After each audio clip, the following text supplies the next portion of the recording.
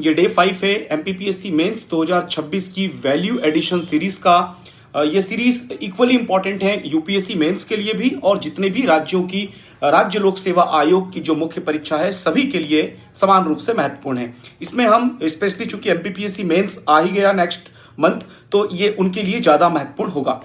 इस वीडियो में हम बात करेंगे न्यू हेल्थ पॉलिसी 2017 के इंपॉर्टेंट 4-5 प्रोविजंस के बारे में, और इनको बिल्कुल आपको कंटेस्ट कर लेना है क्योंकि मेंस में डायरेक्ट न्यू हेल्थ पॉलिसी 2017 पर क्वेश्चन पूछे ना पूछे, लेकिन उसके प्रोविजन हेल्थ से जुड़े आंसर्स में डेटा को, फैक्ट्स को डालने के लिए, आंसर को थोड़ा सा और एनहांस करने के लिए न्यू हेल्थ पॉलिसी के सारे प्रोविजन बहुत इंपॉर्टेंट है। लेकिन 4-5 प्रोविजन तो आपको पता होने चाहिए ही चाहिए। अगर डायरेक्टली न्यू हेल्थ पॉलिसी 2017 के प्रोविजन पूछे, जिसकी पूछने की संभावना कम इसलिए है क्योंकि अभी जो 2025 का मेंस हुआ है उसमें डायरेक्ट क्वेश्चन आया है। हालांकि पीएससी रिपीट भी करती है क्वेश्चन को, 26 में भी दे सकती है। तो नई स्वास्थ्य नीति 2017 डायरेक्ट आए तो भी ठीक, नहीं आए तो भी इसके 4 प्रोविजन पता होने चाहिए।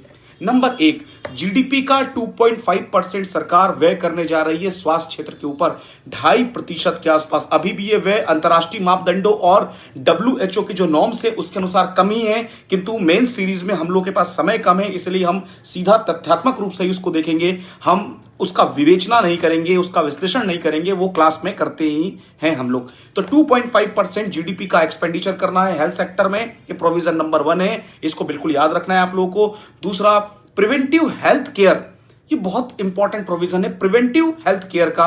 अभी तक क्या होता था, जैसे मानसिक स्वास्थ्य नीति हो गई, कैंसर नियंत्रण कार्यक्रम हो गया, एड्स नियंत्रण कार्यक्रम हो गया, इससे पहले जितने भी हमारे बीमारियों के नियंत्रण कार्यक्रम चलाए गए थे वो केवल और केवल रोगियों के लिए चलाए गए थे। जो बीमारी से प्रभावित हो गए थे उनको प्रिवेंट करना था, बीमारियों से बाहर निकालना था। लेकिन इस बार पहली बार ऐसा नीति के अंतर्गत हमने शामिल किया है कि किसी बीमारी होने से पहले कम से कम हमें उनको कारणों को जान करके बीमारी के उनको रोकने का प्रयास करना चाहिए। तो इसके लिए हम लोगों ने हालांकि पल्स पोलियो मिशन 1995 और मिशन इंद्रधनुष कार्यक्रम, जो सार्वजनिक टीकाकरण कार्यक्रम जो हमारा मिशन इंद्रधनुष है, इसमें भी हम लोग कुछ जरूरी टीके लगा दे रहे हैं बच्चों को ताकि उनको कोई बीमारी ना हो। लेकिन पोलियो मिशन पहला मिशन था जिसमें हम रोगी होने का इंतजार नहीं कर रहे थे, उससे पहले ही हम उनको जो है 2 बूंद जिंदगी के यानी कि ओरल ड्रॉप्स दे रहे थे। बट अभी पहले तो ऐसा होता था बीमार हो जाने के बाद हम उसको प्रिवेंट कर उनको हम मेडिकल फैसिलिटीज प्रोवाइड कराते थे। लेकिन अब न्यू हेल्थ पॉलिसी 2017 के तहत सरकार की अप्रोच है कि अर्ली डिटेक्ट करना और उनको प्रिवेंट करना ताकि बीमारी हो ही ना किसी को। थर्ड, जो बहुत महत्वपूर्ण है, हालांकि लाइफ एक्सपेक्टेंसी रेशियो भारत का 67.5 ईयर के आसपास है, न्यू हेल्थ पॉलिसी 2017 में उसे बढ़ाकर 70 वर्ष करना है और कुल प्रजनन दर को 2.1 के स्तर तक लेकर आना है। तो अभी तो भारत इसमें काफी अच्छा सुधार कर रहा है, भविष्य में संभावना है और अच्छा सुधार करने की, लेकिन 2.1 तक लेकर आना है हम लोगों को। यूनिवर्सल हेल्थ कवरेज को अपनाया गया है। इसके अंतर्गत कोशिश की गई है कि एक इंटीग्रेटेड हेल्थ इंफ्रास्ट्रक्चर डेवलप किया जा सके और गांव-गांव तक प्राथमिक स्वास्थ्य केंद्रों का आधुनिकीकरण करना और कोशिश करना कि जितनी भी बड़े हॉस्पिटल में जो स्वास्थ्य सुविधाएं मिल रही हैं वो प्राथमिक स्वास्थ्य केंद्रों तक भी उपलब्ध हो सके, ताकि किसी भी व्यक्ति को instant medical health services provide कराई जा सके। तभी देश का जो है जीवन स्तर ऊपर उठेगा, जीवन प्रत्याशा ऊपर उठेगी। हालांकि अभी भी जापान की जो 82 ईयर लाइफ एक्सपेक्टेंसी रेशियो है उससे 70 ईयर अभी भी हम बहुत पीछे हैं, लेकिन 70 ईयर तो खैर हमारा टारगेट है, अभी 67.5 ईयर पर है हम लोग। लास्ट आयुष मिशन, इसमें इंडिया की जो ट्रेडिशनल हेल्थ पैटर्न्स थे, ट्रेडिशनल हेल्थ सर्विसेज थी भारत के अंदर, जिसमें से आयुर्वेदा हो गया, योगा हो गया, सिद्धा हो गया और बाहर की होम्योपैथिक और जो यूनानी मेडिकल पद्धति है, होम्योपैथिक और यूनानी पश्चिमी मेडिकल पद्धति है।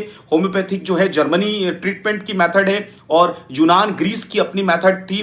ट्रेडिशनली 2000-3000 सालों तक उपचार की पद्धति थी। तो ये जो परंपरागत उपचार की पद्धति है, एलोपैथिक मेडिसिन आने के बाद, एलोपैथिक हेल्थ सर्विसेज आने के बाद वो अपने अस्तित्व को लेकर संघर्ष करने लगी।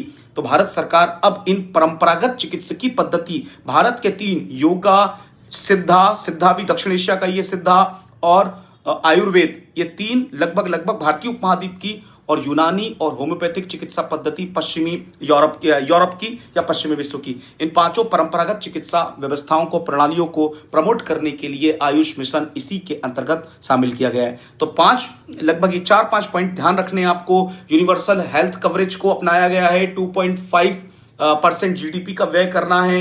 तीसरा जो है आयुष मिशन को प्रमोट करना है। लाइफ एक्सपेक्टेंसी रेशो जो है इसमें बढ़ाना है, भारत का 70 ईयर तक लाइफ एक्सपेक्टेंसी रेशो जो है हमारा करना है। तो इस तरीके से ये कुछ 4-5 प्रावधान है जो आपको मैं उम्मीद करता हूं याद होने चाहिए। और प्रिवेंटिव हेल्थ कवरेज यानी बीमारी होने से पहले ही उसकी रोकथाम करना।